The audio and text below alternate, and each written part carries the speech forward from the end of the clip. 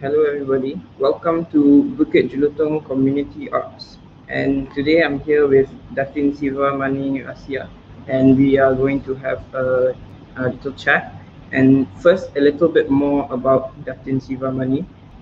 She went to Jasin Primary Secondary English School, HSC at Malacca High School, and she obtained her Colombo Plan scholarship from the Australian government, and she also got her BA honours from Monash University, Melbourne, Australia. And from 1970 to 73, she was in the Reading English Literature and Geography. And Datin Sivamani obtained her diploma in education in 1974, and then in 1993 she went to the LLB University of London. No, I got an LLB from University of London. I did this online. It's an online course. I didn't go there. Yeah. And the CLP, yes. CLP from LKUM in 1995, and Masters in Education from Open University. Yeah. in 2011, and served in the Ministry of Education from 1975 to 2006 in JB, Muar, Kota Baru, Ipoh, and Subang. And Datin Sivamani was also a part-time English lecturer in University of Malaya in Unicel Polytechnic PSA from 2006 to 2016. And she then moved to Bukit Jelutong since 2005 with her spouse, Professor Datuk Sivalingam, and she was the ex-president of BJRA, and she was running from 2016 to 2021, and she's also involved with the BJ Recycling Center and a Zuchi volunteer, and as well as the BJ Green Rangers Plant Exchange from 2015 to 2019. So that is a very interesting background you have. So let's hear a little bit more about yourself. So do you remember what it was like arriving in Bukit Jelutong like 25 years ago when you first came here? All right, Farhan, allow me please to just say a little bit about my background first here. All right, I grew up in a small town in Jasin, near Jasin. In fact, I did my schooling there, and then of course my high school, my Form 6 was in high school. And then after that, of course, you said I went to university in Australia and all that. So when I came back,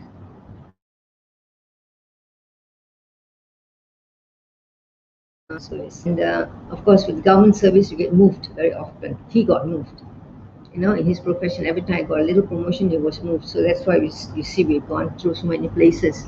And of course when he moved, I had to move as well. The family moved. But there are two places we were lucky to have stayed for a long time. That was Muar and Ipoh. So luckily in Ipoh, my children had a chance to continue their education without being disrupted. Okay. Then after that, well, I've got two children, Navin and Vanita. Navin is a doctor. Both of them are doctors, right? So they did most of their education in Ipoh. Vanita was in the convent and Navin was in St. Michael's, excuse me. Okay, so after that, finally my husband was posted to GHKL. At the top, he was the top of the for Malaysia's ONG. He's an obstetrician and gynecologist. So he was the head of the obstetrician and gynecologist for Malaysia. So from there we were staying in USJ. We had come to USJ. I was teaching in SMK USJ 13. But he found USJ very claustrophobic. The house was small, and then the traffic jam was so terrible. So he decided to move to Bukit Jelutong because his sister then, his late sister Chandra was living here with her husband Singham. So we moved here it was in 2005. So since then, yes, when we first came, I was still teaching, so I was not really involved with BJRA. Is there anything else you want to ask me? So you've been here for 17 plus years. That's right. And I'm told you were one of the forerunners in the building the Bukit Jelutong community. So what was it like starting the community here? What was the challenges that you faced? No, I must correct you a bit. I was not one of the forerunners. There were before me. There were already so many other people. Like if you go to the BJ Community Center, you'll see a plaque there. You can see a whole list of residents there. So you can see our Arfin, who is now the current president. He's been there several times. So I would call him a forerunner for this community. But once I retired, I had plenty of time on my hands because both my kids were overseas. So I'm so grateful actually to BJRA because I was invited to join BJRA. I was started with the Educational Bureau, with Cikgu Rahman. And then when I first started, I started the English Empowerment Program, English Language Empowerment Program with the schools, our secondary schools, SMK, BJ, the primary school as well as the secondary school. So we did that program. I think it ran for quite a few years. I remember. Yes, from 2015 to 2018, and then unfortunately 19 we had COVID, so we had to stop that. We also BJRA also started motivational courses in SMK Shalam. That's a new school. So we had motivational courses. We did that for 3 years there. All right. Anything else you want to ask me? All right. So when you were president from 2016 to 2021, is that correct? That's right. What was your objective? So why were you doing your job and to continue to support it till today? All right. So Bukit Jelutong, we're very lucky in Bukit Jelutong. We are kind of an enclosed community, but we have everything. We're self-sustaining. Now we've got all the shopping complexes. We don't have to leave Bukit Jelutong actually. That's why we call it a vibrant community. And it's not only a place to come back to live. People, a lot of them work outside, but they come back. It's beautiful coming back to Bukit Jelutong because it's also green. Initially it was very, very green. Of course, now we have all these high-rise buildings. You can still look out here and see all these high-rise buildings. But luckily, we still have a lot of greenery here. And so it's such a lovely place to live in. And it's a complete community, as I told you. We have our activities. You get morning, you can see lots of people walking, jogging, Tai Chi groups going on, And then after that, young people also are there. And then we have archery and so on. So many things. We have so many football stadiums as well for the kids. So it's self-contained. People don't have to go out of Bukit Jelutong. And we have lots of small retail shops now that just down there. You have Anggun with all the clothes and so on. Everything is here, right? So like me, for example, I rarely go out of Bukit Jelutong. I don't even go into Shalam. I do not know Shalam. I'm just in Bukit Jelutong. That's why I call it a vibrant community. We've got everything. We've got sports. We've got music. The BJ Orchestra is here, all right? And we've got arts and community. We've got lots of schools like the Mom's Montessori School. We've got the Islamic school. So people we just live here most of the time, and we're quite content in Bukit Jelutong. Anything else you want to ask me? So it sounds like Bukit Jelutong is an ideal utopia for people to live in. What are you like to strive towards making Bukit Jelutong great or even greater? Okay. All right. Now, when I became the president of Bukit BJRA in 2016, right? We were lucky at that time. The government was giving us grants, so I applied for the grants. So for 3 years we got the grant for the community penduduk, grant penduduk from the government, federal government. So we got it in 2017. 10,000 grant, 10,000, 2017, 18 and 19. So with that, we could do more activities for the community. All right, we did so many things. Like first grant, I remember we gave sirens to all the precincts because we have got 24 precincts the last time I counted. All right, and then the second grant we gave them floodlights, and the third grant we gave them fire extinguishers. So we helped all the precincts around. BJRA is an umbrella, of course. When we first started Bukit Jelutong, there was only Bukit Jelutong Residents Association. But then we had a problem in Bukit Jelutong. We had a lot of crime, and every community started. The original plan was supposed to be an open community. So then everybody started building fences around. So everybody had to register themselves. So now we have many small registered precincts. All right, but the umbrella body, I like to think, is still Bukit Jelutong Residents Association, because the authorities, instead of dealing with 24 different precincts, they just like to deal with one. So Bukit Jelutong represents all the different precincts in Bukit Jelutong. So MBSA, now we have MPP, they all like to deal with us. Even Tenaga, all that, any problems, they deal with Bukit Jelutong Residents Association. All right, anything else you want to ask me? So I hear you are also involved in encouraging the residents to help the security guards in each neighborhood in Bukit Jelutong to improve their living conditions. Is it?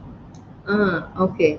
All right. Well, most of our security, in fact, Bukit Jelutong the residents of Bukit Jelutong are spending a lot of money on security, on the security guards. Yes.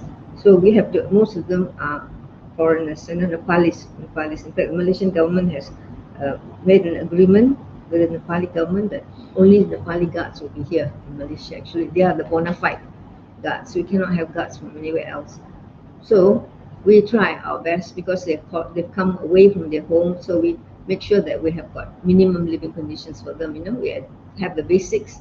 Of course, it's very upsetting also that they have to work 12-hour shifts, but that's what they do because they want to earn overtime so that they can send the money back for their families at home in Nepal and so on. I see. Mm. All right. So now about the people of Bukit Jelutong. What would you say of the people inside this community, and how would you describe the residents here? Mm. Okay. Now we are middle class. We are a middle class community. Most of the people here are educated and professionals. So with that, I like to think that we have more civic-minded people here. And we have civic-minded people. Remember when y'all were kids? I like to think that BJRA had a role to play in the upbringing of people like you, Farhim, and your brother and your sisters and so on. Because we used to watch you when your school was in Dibayu, going down to the field, picking up the rubbish after the football games. So that was a lesson. All right. So because the youngsters who came to play football, they used to throw things around, and you all went out to collect that. And you all also were very interested in the greenery, in the environment, because you used to go to our Bukit Jelutong orchard. I remember you all built a wormery there. Remember? So you kids grew up not being scared of soil, because now we are so concerned about soil. About the soil, the wellness of soil. So your kids, your school encourage children to be all rounders, not only just study, concentrate on book learning, but also environment, being very environmental and proactive about it. Yep. Okay, so what would you, if someone from the outside were to come and live in Bukit Jelutong, what would you recommend them to do first? What are like the activities that they can do as a family in Bukit Jelutong? Okay, now a few young families have moved in, yeah. All right, so of course, most of the time parents will focus on the children's education.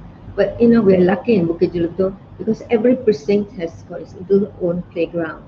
And even like my precinct, Rabong 1, we have a playground. We also have 2 badminton courts. So the young ones have a place. Weekends they have a place to go to, right? Instead of hanging out in malls. Yeah. In fact, COVID has been a good lesson because a lot of people have stayed back in Bukit Jelutong. Instead of rushing off to the malls every weekend, Saturdays, Sundays, we see people walking around, taking their families, their dogs for a walk and so on, and taking life slowly, appreciating nature. Okay, so and then also a lot of people have become involved with planting greenery. Everyone has become house proud in planting, having a vegetable plot. Or like for example, MPP 19 gave us twice. They gave us a lot of free plants. Like lady's finger and brinjal and chili and so on. So a lot of people came and collected their free plants and went home and planted it. So it's a very healthy pastime. We not only produce our own organic food, it's also a good exercise, and also we get connected. And hopefully the mothers and fathers who do this are encouraging the children also to follow the example. Right? Instead of sitting with their video games all the time, they're out there enjoying the fresh air and living a healthy lifestyle. Yes. Just like in my household, we compost our kitchen waste and we actually grow our own plants.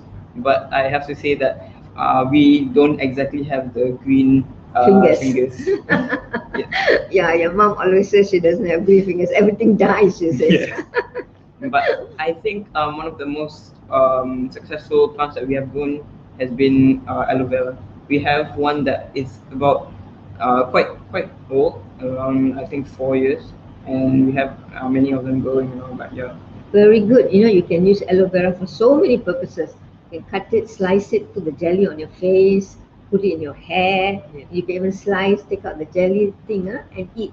You know, a lot. In fact, those days before pre-COVID, the research members, you know, when we go for recycling, the senior members will boil that and make soup out of it and bring it and give it to us.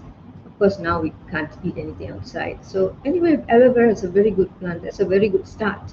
Okay. Mm. Right. So, is there in Bukit Jelutong, is there anyone in particular that you have met that is very interesting? Well, Inche Arifin, for example, is a very interesting man. And he's very, very capable. You know, he's got so many ideas and he's really committed to the community. You know, he's very generous with his knowledge and, you know, motivates a lot of people as well. He's a coach, in fact, by the way. He's a trained coach. You know, and he seems to find time to do so many things. Okay, and I'm also grateful to the when I was president, grateful to the authorities who have always been very supportive, MBSA and MPP 19. While I was president, we had a few councillors, starting with Tunku Ahmad, and then after that we had Encik Wan, and then the Sheraton move came, he had to leave, and for a while we didn't have a councillor, and that's when COVID stuck. And when COVID stuck, they sent Encik Shakir from Almina to come become a council to, you know, to give out food, and then he appealed to BJRA to give out food. So I remember BJRA donated some money, a lot of committee members donated, Sechi members donated, Tuan Haji Dole donated, so many people donated money, and then we went to EconSafe and bought, I told EconSafe to pack all the food. So I think quite a few families, you know, each one got 73 ringgit worth of food stuff. And I'm so grateful to Joey and Mustaqim who went there, and this was right in the midst of COVID, went to EconSafe, carried the food and took them to that, especially most of our B40 families were living in, you know, those condos behind the Bomba, Yeah. Delima and Saroja. A lot of big families were there, so they distributed there. And also Elias, is it? Elias around here, we have a few B45 families there.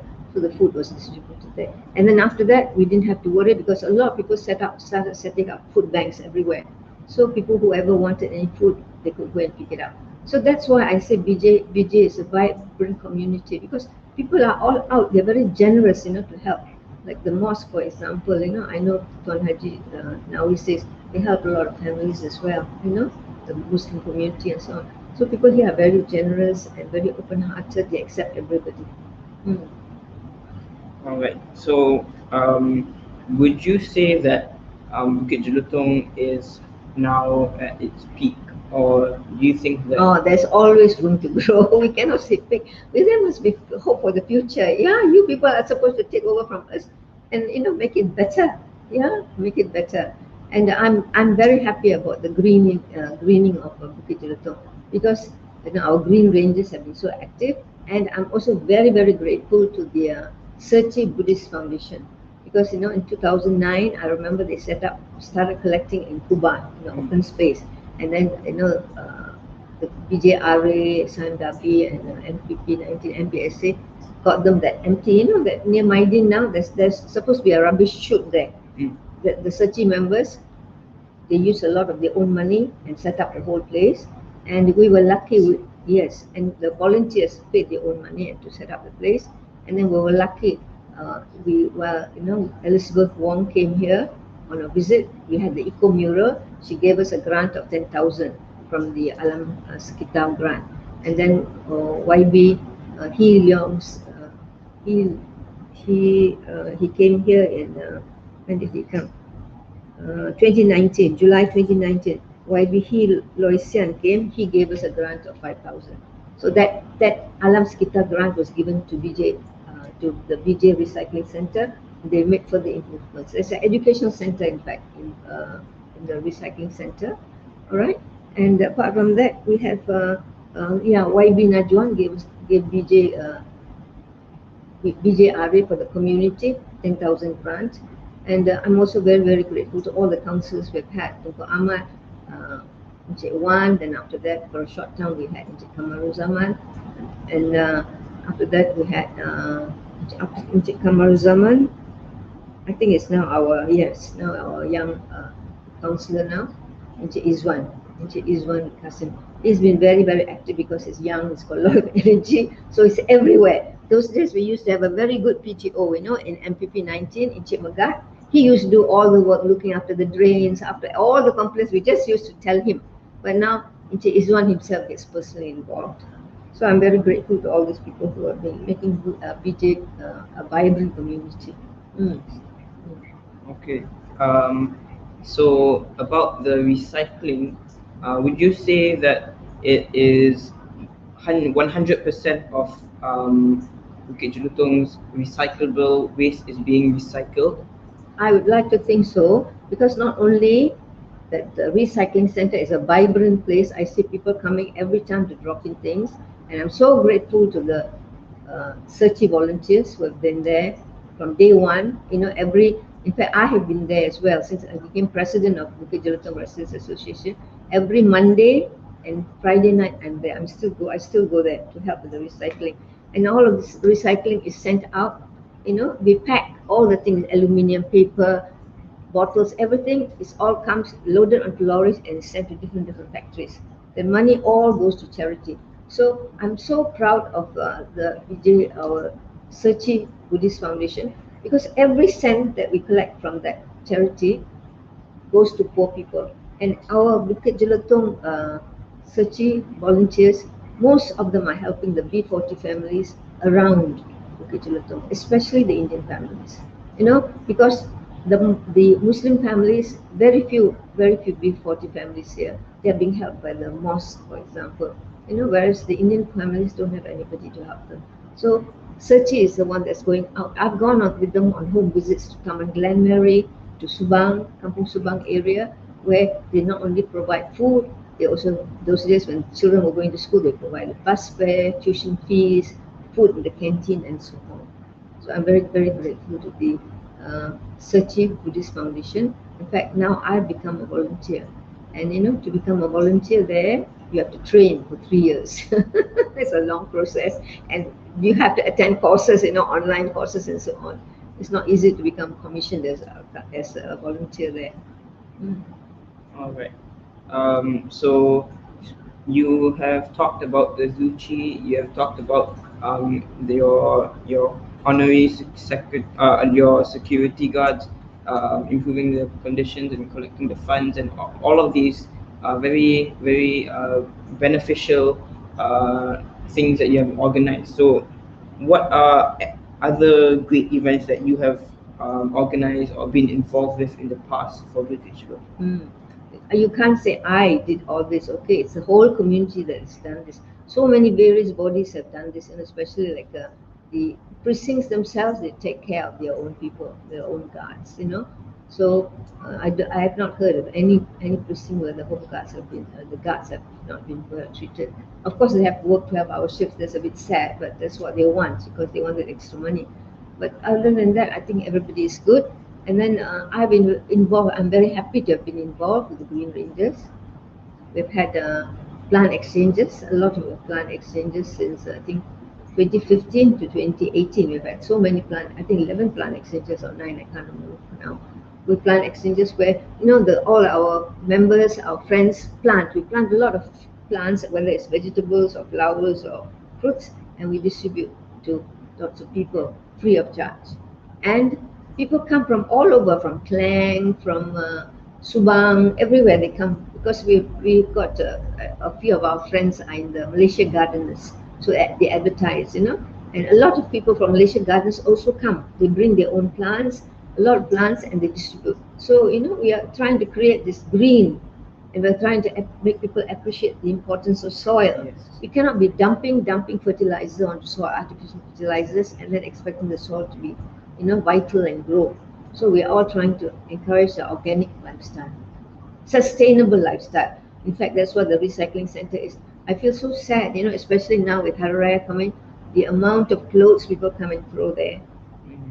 So the message to Bukit Jelutong residents and to everybody who's watching, please stop buying. I know we have to support the industries, but stop buying and buying and throwing and throwing. All right, we cannot do this anymore. The earth won't sustain it. The earth cannot sustain it. We, older generation who are here, we have to set an example to the younger ones. So you also don't order online and throw away. Okay, just buy one shirt and keep it for 5 years at least and use it. All right. What about second-hand clothing? I think that there is, I think a bundle, I've noticed the bundle around, and I see our people, our workers and all, they are very well dressed. So I'm sure it comes from all those shops, Why not? I mean, you buy, in fact, in our recycling center, we have the very branded goods, we find them, we send them to a shop somewhere in one big mall somewhere, where in Vincent Tan, that Vincent Tan has given Searchy a shop free of charge, rent free. So we go and put all the branded goods there, and that money is used for charity. So it's good. I mean, I have no qualms about using second. Of course, my husband won't allow me, but I think no, because if you wash it, of course, we're all washing it very clean and everything, sun dried, everything. Of course, we don't collect underwear and so on. That is no, that's unhygienic. Other than that, a lot of things can be reused. Yes. Okay, so now back to the green part of Bukit Jelutong. Would you say that the pollution level is very low? And if not, what is the major or main causes of pollution in Bukit Jelutong? You look out of the window. Can you see the haze there? All right. Unfortunately, Earth is like that. We can make it as green as possible, and we're lucky we can get. But unfortunately, the air is coming in from everywhere. Sometimes we get the haze coming in from Kuala Lumpur. So, we it's not like we can live in a bubble. Okay, okay, Bukit Jelutong is a bubble. We're all safe and sound. When the haze comes, the haze comes. Hmm? So it's not only our individual effort, the whole universe, the whole world, whole planet Earth has to join into this. What are some things that you have noticed that Bukit Jelutong residents have been doing to try to improve the pollution situation in Bukit Jelutong? Yes, of course.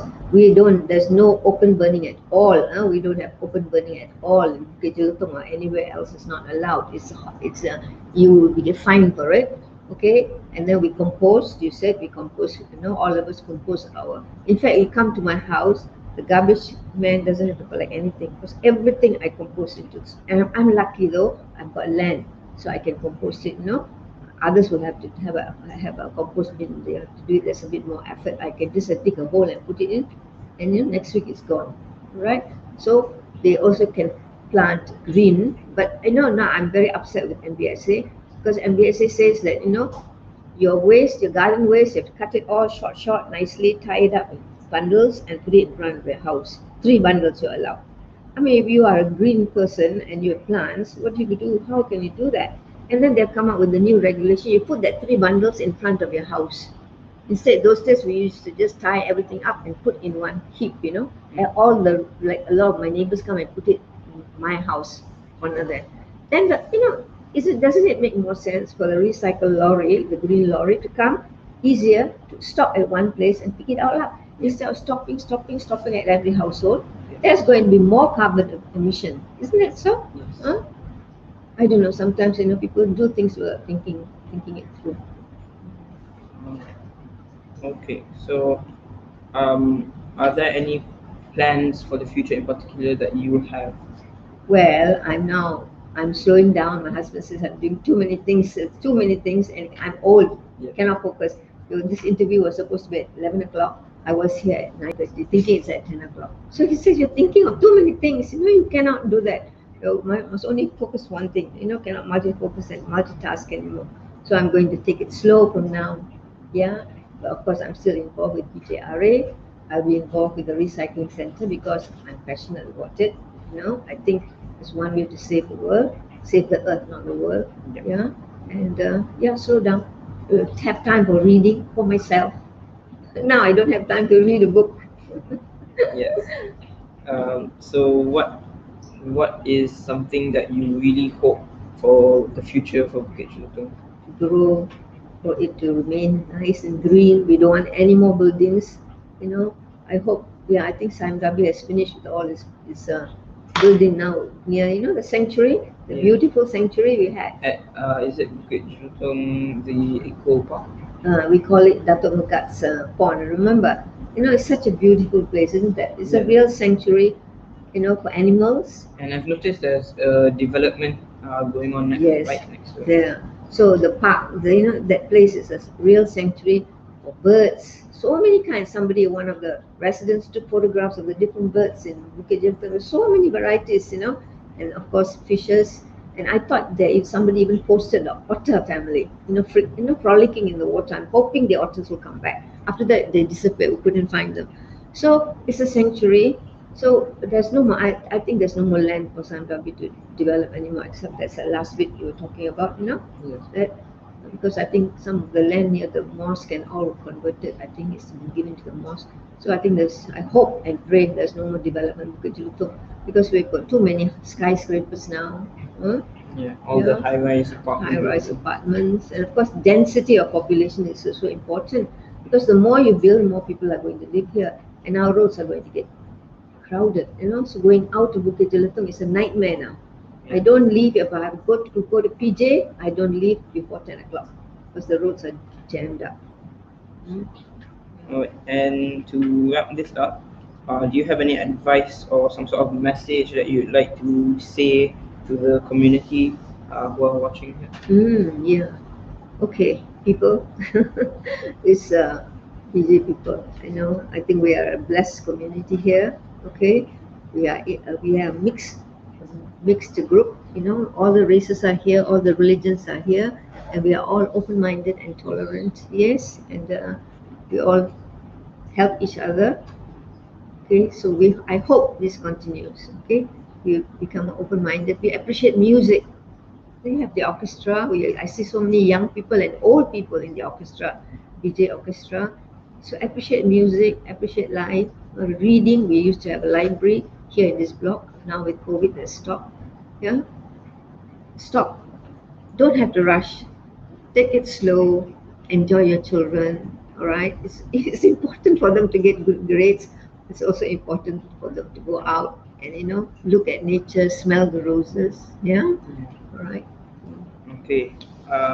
Thank you so much, Datin Sivamani, for being here and sharing all of your experience and what you have done to impact this, as well as all of your friends and colleagues to impact Bukit Jelutong and make it a very vibrant, as you say, community.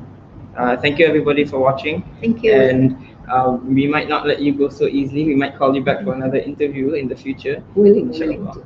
All right. Thank Okay, you so bye, much. bye. All right. Bye. Bye, everyone. Okay. Amazing.